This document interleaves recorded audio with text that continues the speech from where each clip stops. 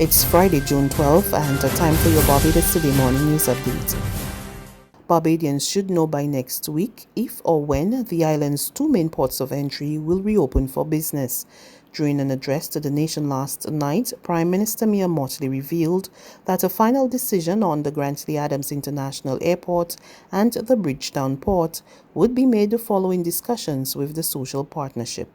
Next Monday, we will also be meeting as a government with the wider social partnership to discuss the sensitive issue of border closures, or if it is the will of the majority, border reopening.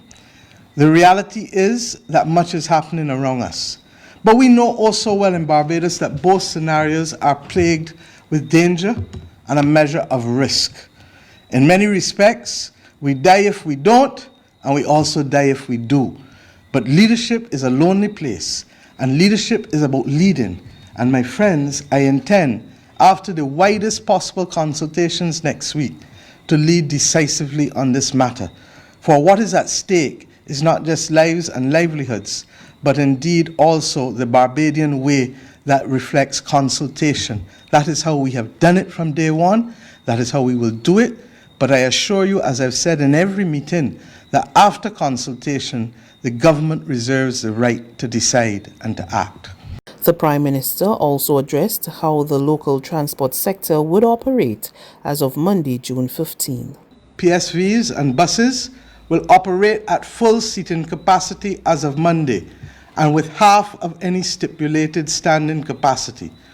The officials have not come to this lightly, but have indicated to the government that the risk of having persons standing in a bus is no greater than the risk with persons who are sitting beside each other, and hence the permission now for standing. The one consideration specifically and to be dealt with firmly is that persons must wear masks throughout the entire journey. Except for inclement weather, the windows in those buses must also remain open.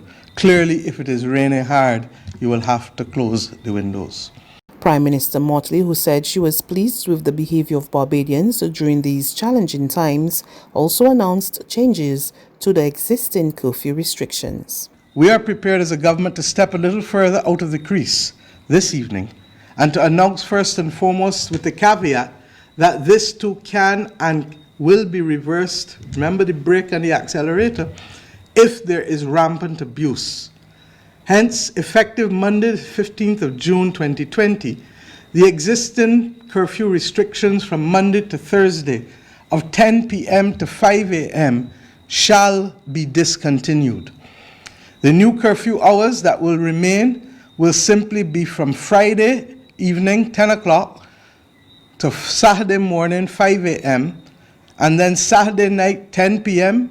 to 5 a.m. Sunday morning, and Sunday night, 10 p.m. to 5 a.m. In other words, the weekend. And my friends, believe you me, these will remain in place for the next 2 weeks. But I'm asking persons, let us ensure that we continue to make progress as we have done thus far. So in summary, Monday to Thursday, no curfew.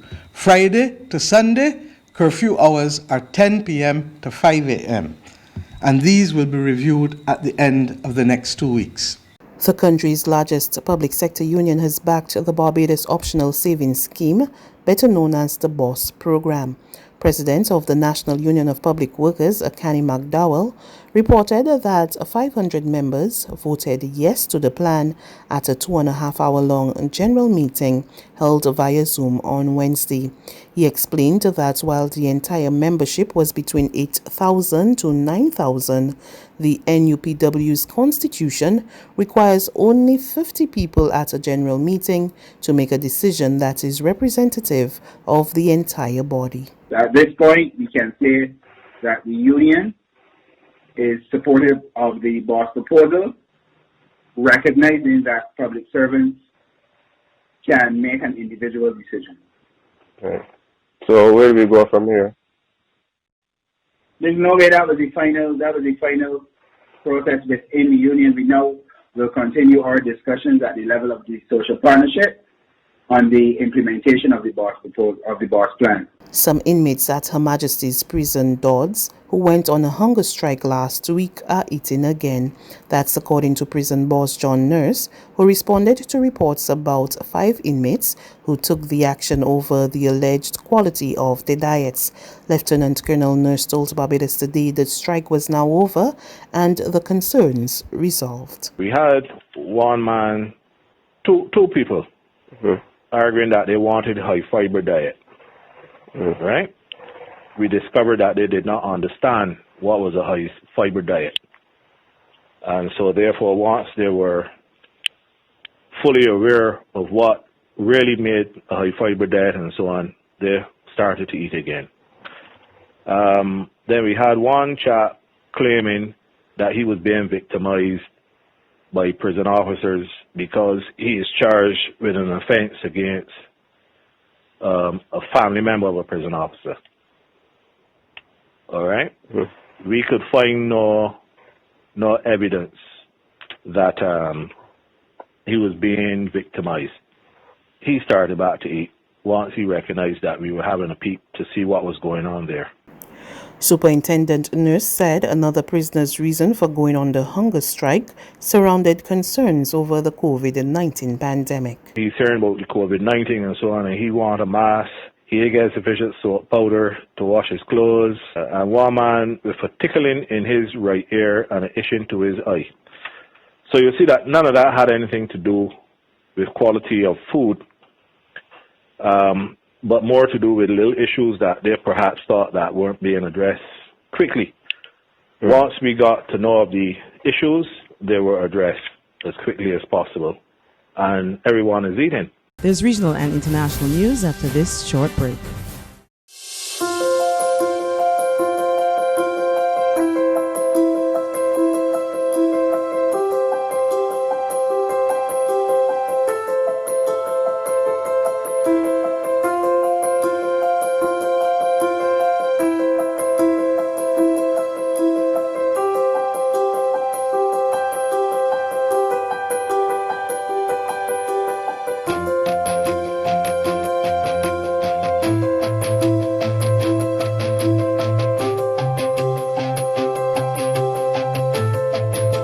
Barbados Today, news you can trust.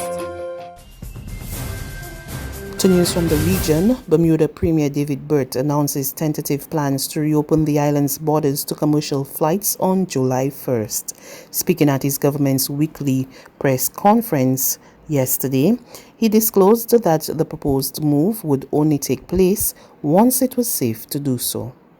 Today marks not just the beginning of Phase 3, but will also mark the unveiling of our plan to safely permit visitors to return to our shores at a date in the future, which we are tentatively setting at July 1st, when we expect, if all continues to go well, that we will move to Phase 4. This is a plan that focuses on protecting our workers and our community, emphasizes testing and screening of potential visitors, and is committed to making sure that Bermudians and visitors alike are kept safe from harm. The successful implementation of this plan means that hotels can start taking booking, our hotel workers can prepare to return to work, and our restaurants and taxi drivers will hopefully have more business and client and tourists to be a part and participate in those particular businesses. Bermuda's entrepreneurs, workers, and people will begin to see jobs return, and we will begin to work, and there will be more opportunities that we can provide. And finally, a Reuters Ipsos opinion poll released on Thursday shows most Americans are in support of sweeping law enforcement reforms following the latest killing of an African American while in police custody. More in this report from Reuters TV. As protesters continue to condemn police brutality and racism nationwide following the death of George Floyd, a Reuters Ipsos opinion poll released Thursday showed that an overwhelming majority of Americans, including most of President Donald Trump's Republican Party, support sweeping law enforcement reforms. 82% of Americans want to ban police from using chokeholds, and 83% want to ban racial profiling. 92% want federal police to be required to wear body cameras, and 91% support allowing independent investigations of police departments that show patterns of misconduct. The poll showed bipartisan support for many proposals put forth by Democratic lawmakers in recent days for changes to police departments in the United States. The White House and Republican lawmakers are preparing their own plans for changes in policing, though they are expected to fall short of the deep reforms being sought by Democrats in Congress. Trump, who has been trying to win back suburban voters by positioning himself as a law and order president, has called on states to crack down on unrest and previously said he could use military forces if protests are not quelled. Trump has also tried to tie Democrats to calls for defunding the police by activists on the left, but the poll found that rank-and-file Republicans appear to be mostly supportive of the proposals recently unveiled by Democratic lawmakers.